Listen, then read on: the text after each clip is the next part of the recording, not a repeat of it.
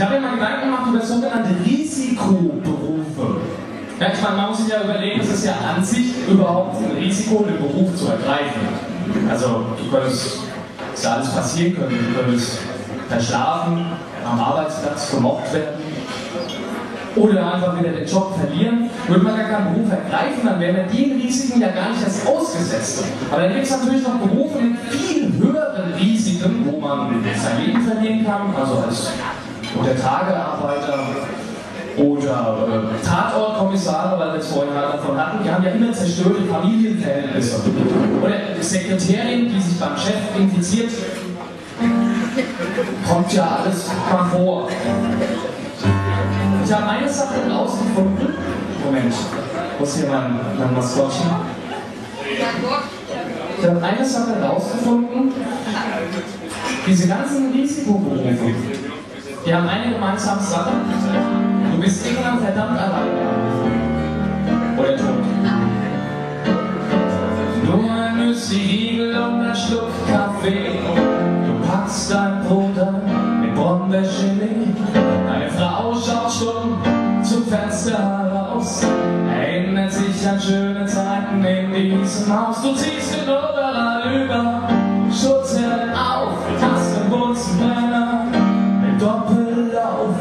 Die Kettensäge frisch geschmiert, der Einsatz hat sich bereits rentiert. So ist ja der Rolli ganz genau. Also ganz subjektiv, so wie es war. Ja, ich bin dabei gewesen, ich muss es wissen, oder? Und wir waren unterwegs mit unserem Golf GTI Jagdgeschwader-Standisch.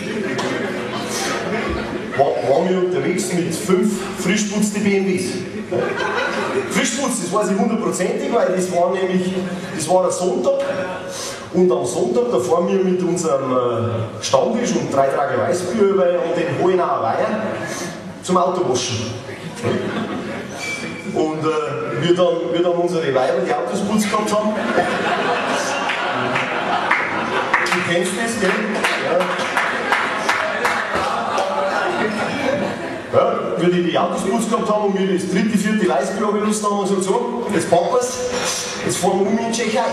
Ja, jetzt waren wir unterwegs im Konvoi, weißt du schon, 5 blitzblanke BMWs, im Konvoi auf der B12 Richtung Tschechei, und so, ich mache den letzten Mann. Ja. Haben wir es gemütlich gemacht, haben wir Sitzheizung eingestellt, gell? Um nicht zu sagen, mein Mösenstöffchen.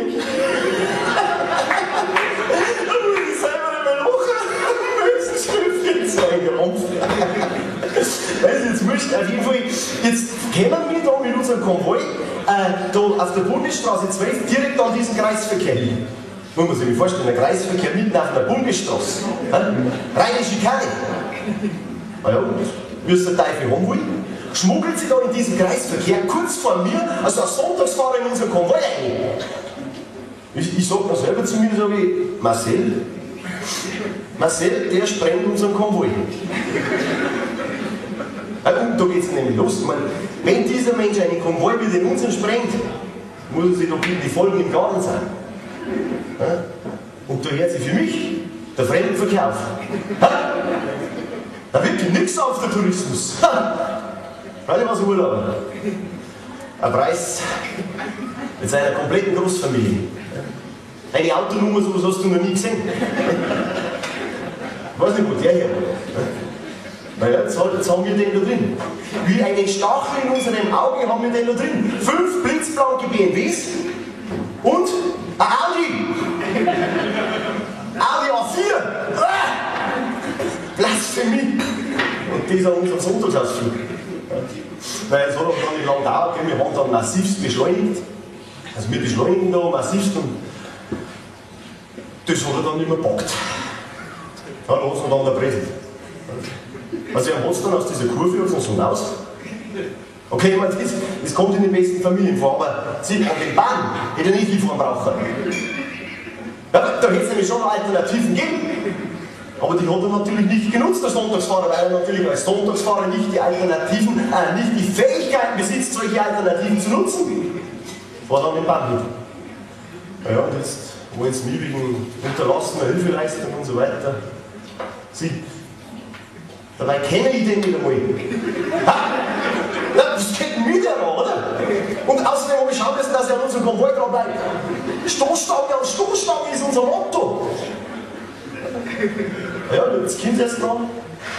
Seine Frau, die behauptet nicht nur, dass ich diesen Unfall gesehen haben muss, nein, die behauptet auch noch eiskalt behauptet diese Frau, dass ich ihren schreienden Mann auch hören hätte müssen. Weil sie gesehen hat, dass ich das Fenster runtergelassen habe, weil ich drüber geraucht habe.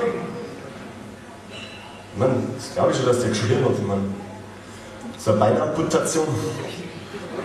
Da bist du freiwillig. Nein, ich kann da aus eigener Erfahrung. Meiner Frau hat es damals bei meinem Überschlag als Beifahrerin den linken Arm weg. Also brauchen Sie mir nicht erzählen, wie weh das tut. Das schmerzt. Aber so wie der gefahren ist, braucht er den Fuß doch sowieso nicht mehr. Also zum Gas gehen nicht.